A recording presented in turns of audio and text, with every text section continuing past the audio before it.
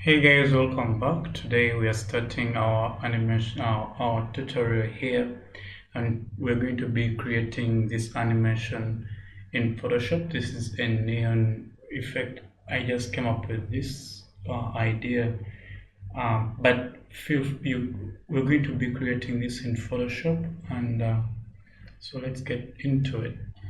Now, what you'll need in this tutorial is, of course, some sort of asset.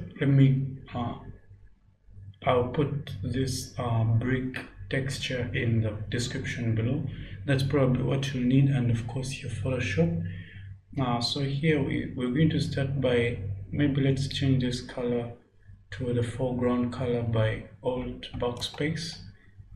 So we're now going to type out some words, okay? So now you can choose whatever words you want, but I'm going to use this and confirm that. Now quickly I'm going to press Alt A on my keyboard to bring up the selection tool, and then I'm going to click V and just simply reposition it in the center like that, and then Ctrl D to deselect. Okay, so now here we start our animation process. Sorry, first of all we set up the neon effect. So setting up our assets. So I'm going to double click here to bring up the layer styles. For this, let me first of all make a stroke for it. Give it, make sure you select the stroke and give it a stroke of say 12. So after giving it a stroke of 12, go back to the blending options and change the opacity to 0. Sorry, let the stroke be of color white, and go back to blending options again, change the opacity, fill opacity to 0, and click OK. So here you will have this, but we're going to, for the sake of what we're going to be doing, we're going to turn this into to rasterize it in other words. But to do this, we're going to first of all go here, okay, and just right click. So go over here, right click, and then say create layer. So it's going to create a layer below the original layer, and what you have to do, just control click on this animate text layer here, and make sure you're selected on the animate the layer you've created, and just click delete.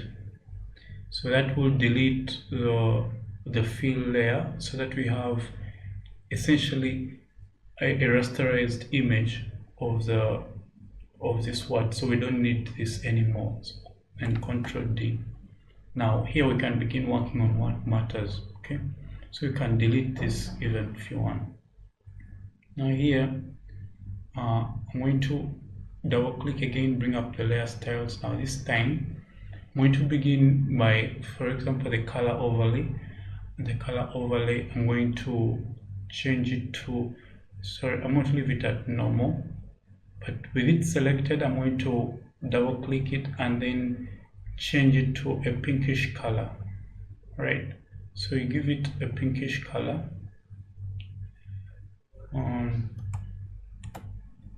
So let me say 500C6, like that. We'll give it that color. Say OK, or you can give it whichever color you want. Anyway, we're going to be changing this, so just saying that. So once that is done, again, when you're doing this, I'm working with this out of my head. There is no reference, so I'm giving you the principles to come up with this, so you can play around and come up with, if you feel that there is something you don't find realistic, so to come up with your own design and try experimenting with the layer styles. That's what I'm saying. And then check the outer glow and the drop shadow. So the outer glow and the drop shadow, they are both checked. And on the outer glow options, I'm going to change this to like this, because I want it to be a little bit crisp. If you don't want, you can just leave it so that it has that blurred outline. but I can also do this, and I leave it at that because I like it. So again, it depends on choice, just do whatever you want. And now I'm going to go to bevel and emboss, so that it extrudes that inner parts that I actually want to work with. I'm going to change these values to 100 here and change their blending options to normal. And then here I'm going to leave everything as it is now for now, and then go to the stroke options. In the stroke options, again, we want to have this color pink. We can use this color again so that we have, or you can choose whichever color you want. If you want white, if you want pink, if you want any color you want, so you should go with that. So I'm going to use pink. I'm going to define the inner shadow colors again. So you will see that when I put like white there, the inner shadows are whitish or black like that, like so. You can choose whichever you want.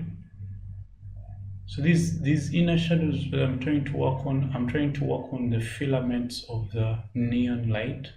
So that's why I'm using white there.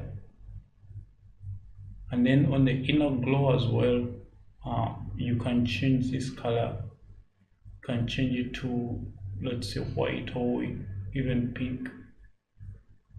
So this won't make too much of a difference, so you don't really have to worry too much about it.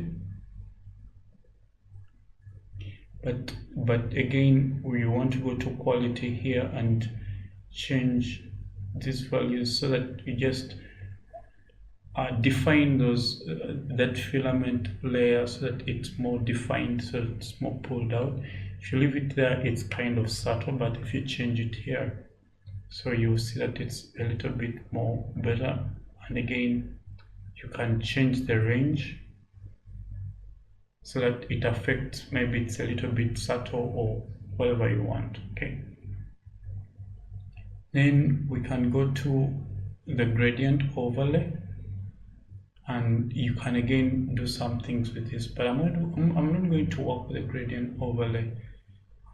Let's quickly go back to the stroke options. In the stroke options, you have an option where you can use gradient instead. So that kind of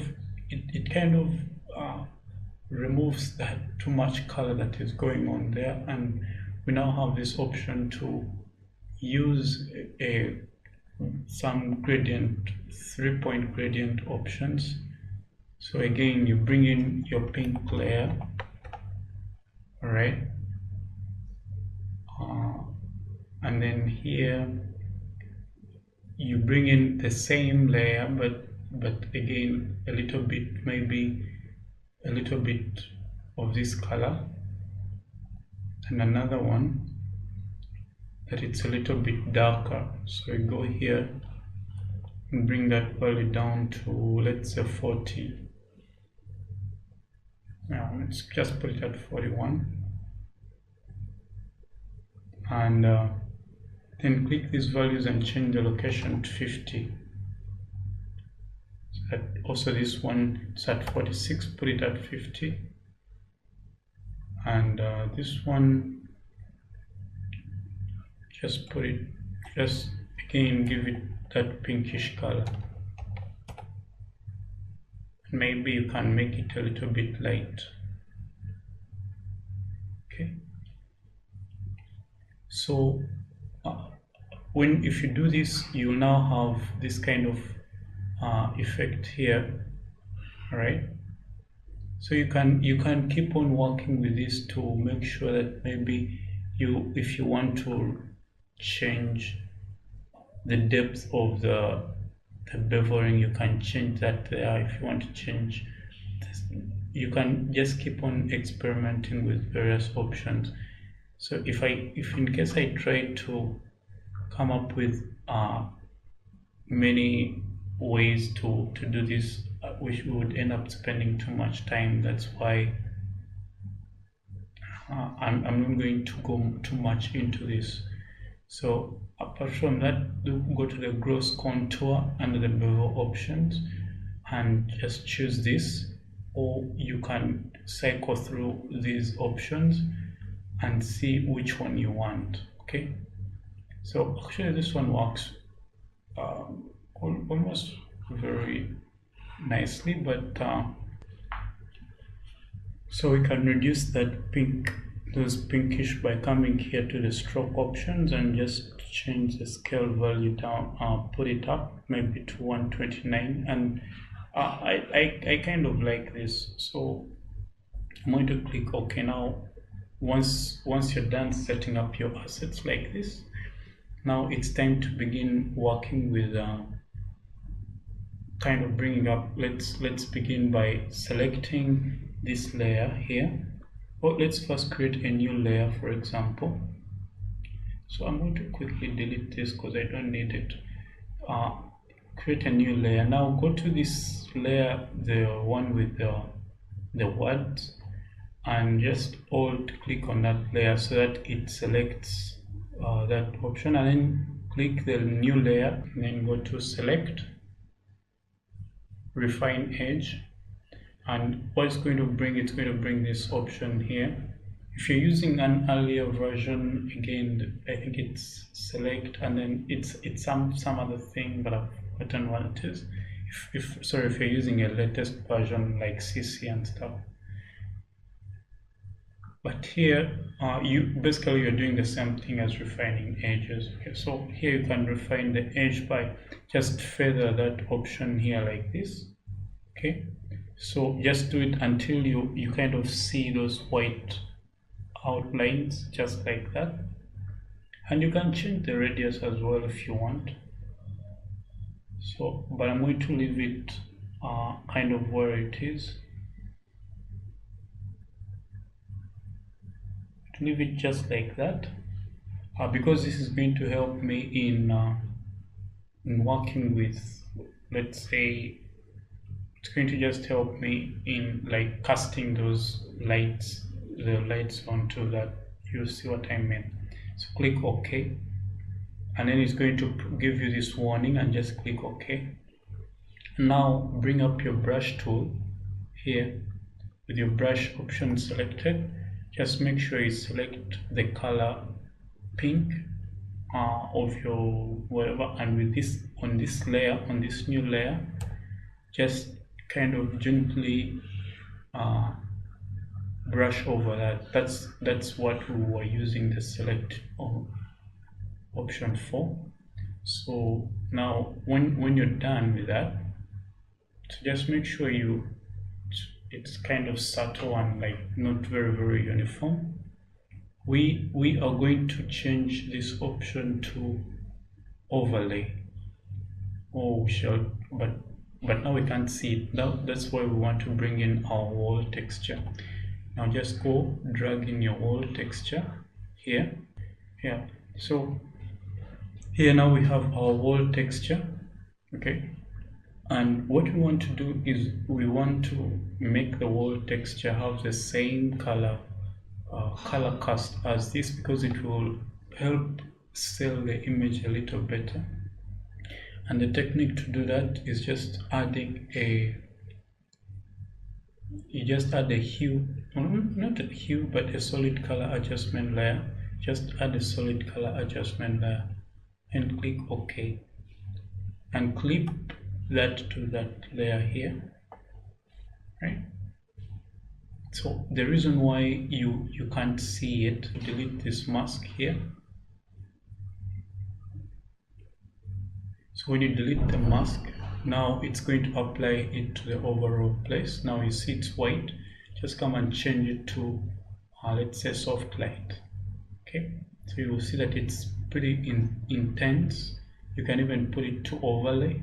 It's still intense, and all you have to do is just decrease its fill options here like that. Okay, or its opacity. So you can do whatever you want. So what this is going to do is the different colors, whenever the different color comes on, it will be, that color will be cast onto this wall, and it will, that basically that will be what will be being sold. And then so for this layer here, it's so once for example you're happy with that, we are now going to group all these layers. Okay, so just group all of them so that this whole asset is going to form one frame. And now we can add a hue and saturation adjustment layer on top of that. So you can see that when you change the values, it's going to be changing those values effectively. And what you want to do is you want to clip it onto this layer here, and then come over here and just do that, change those values. You can even change its blending mode, let's say to color dodge maybe, so that it casts that intense light if that's something you want. But if it's not something you want, again, you feel free to change it. So that's why I'm going to leave this at different, so you can try these various options to see which one you want to work with. And I'm pretty much going to leave it at, maybe let me leave this one at hard light, for example. Okay. What you want to do is you want to make sure that whichever one you're using is going to be, because what we're going to do is we're going to be shifting these colors. So we're going to be working with different various colors. So let's leave this at hard light, for example, and just group it. Now we've formed a group. Okay, call this one maybe. All right. Now I want you to duplicate this 10 times, whatever times you want. Okay, 10, 11, 12, whatever times you want. So here you now have all these layers grouped onto these various options. Now just go into those layers, each of those layers, and just change, for example, begin with layer 12. Okay, begin with layer 12, go into that hue and saturation adjustment layer, double click, and then set any color that you want. Let's say this color here, and then say okay, and then go to the next one, make sure that one is turned off, and then just change. There is no singular color that you should be focused on. You just change to whichever one you want. I can leave this at that, for example. All you have to do is just go to the hue and saturation adjustment layer and change the colors.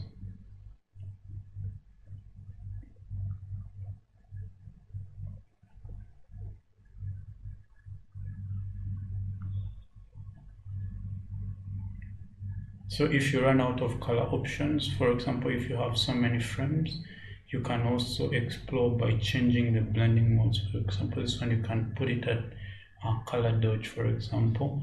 It gives you that intense light there, and then you can maybe use colorize, okay, and then change the values whichever you want. But for the sake of staying consistent with just try your whatever you want, experiment with various options. So that's just in case you run out of color options. But if you do something and you feel like it's not right, like this is not right, don't go for it. Just turn off the colorize and make sure that they're pretty consistent. So let's use our soft light again.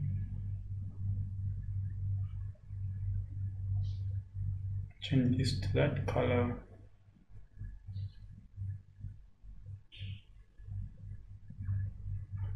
I've already used this one, so I'm going to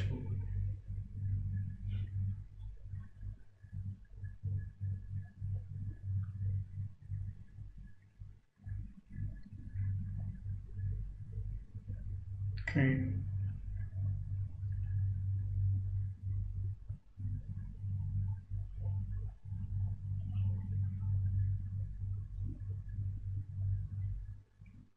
Yeah, I don't have green, so yes.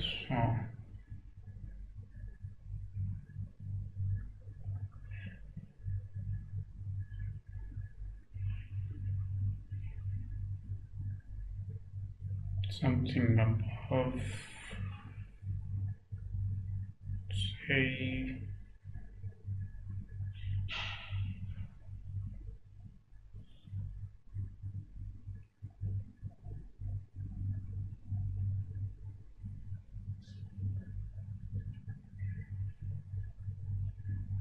it's hard, that's terrible. Linear burn.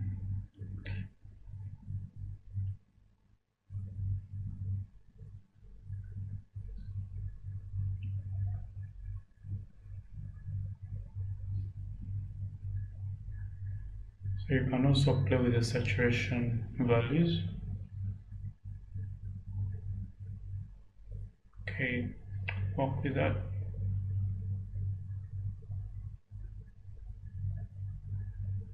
And this one,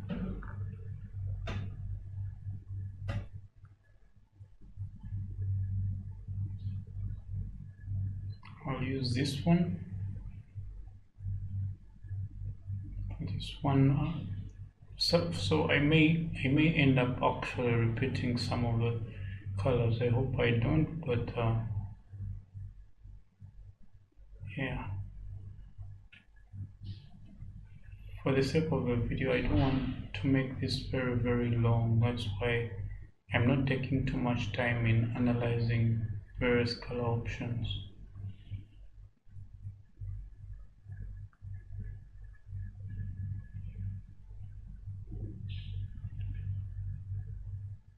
Make that pretty intense. Okay, so I have various color options. Now the next thing I'm going to do is to go to the timeline here by going to the windows and click timeline. So it's going to bring up this timeline here where one frame is this first layer here below, and now I click this new layer icon and it will create a layer above. If it doesn't, just go here and make sure create new layer for each new frame is selected, and it will create that new frame layer. Okay, and then what we'll do is uncheck this and check that first one. Okay, and then select the upper copy so that you go and add a new layer above it. So that uncheck the bottom two and check the upper one. Alright, again select the upper copy, add a new layer above it from here, not here, uncheck those two and check the first copy up. So you're basically going to repeat this process. Uncheck this, so you do it very carefully so that you don't mix it up. Go to the new layer option there, uncheck this and check that once.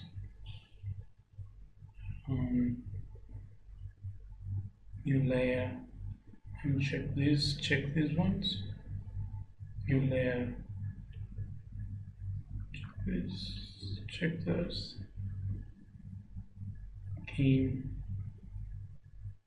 New layer, uncheck this, check those.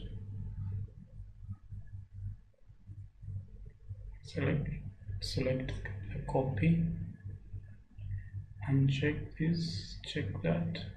So you'll see those ones are almost actually similar, almost. I hope there is a little sort of difference.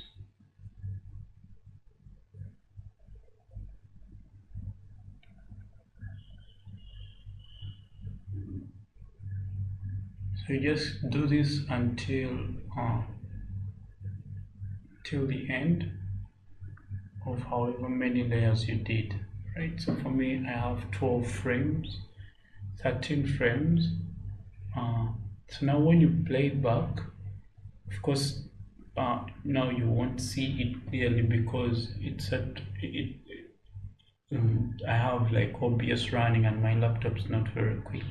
So this is not its real-time speed, but you'll see that it's making this animation, and I'm going to show you how this animation turned out in the browser. Here, when you're saving, you want to save for the web, right? So if you're saving for the web, you come here to save for the web. I did save as, right? But I don't know if that works very well. For you to make sure it works very well, go to save for the web, right? So that it will bring up this option where you have to fill out a bunch of things. Now, if you don't have your GIF selected, just select whatever option you have there. And if your computer is strong enough, you can actually preview how it will be playing. So this is its real time, how it will be playing on the web. So if you're happy with that, you can. If you're not happy with that, you just come over here, cancel, and just, for example, if you want different timings, you can just come and click on each individual frames and set different timings for it. But I'm going to leave it each at those seconds, and I'm just going to go over here to save for the web because I like the way it's working and for the sake of time as well. And then I'm going to, so here you see your preview right there. Again, if you play it back, that's how it will be. So you can see that the color is spilling all over the wall there. That's what we did. And then save. Untitled. Let me just call this 2, and then GIF, and save.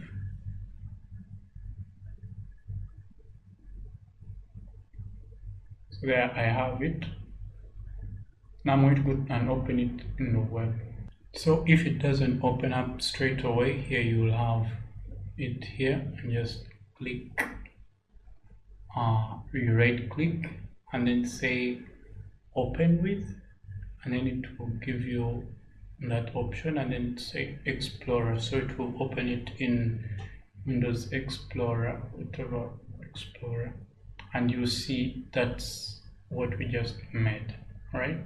So feel free to explore with your different options. I know this may not be the exact thing. You can try out with different styles, images and things, and let me know if there is anything you didn't understand, and if there is anything you'd like me to explain more, if in case there is. Okay, so until next time, there are very many tons of very good videos that I'm working on. I'm also working on movies and some animations that aren't tutorials that I'll be posting in a few weeks again. So make sure that you subscribe, and please just make sure you subscribe and watch out for those, and I'll speak to you in the next tutorial, in the next video. Take care.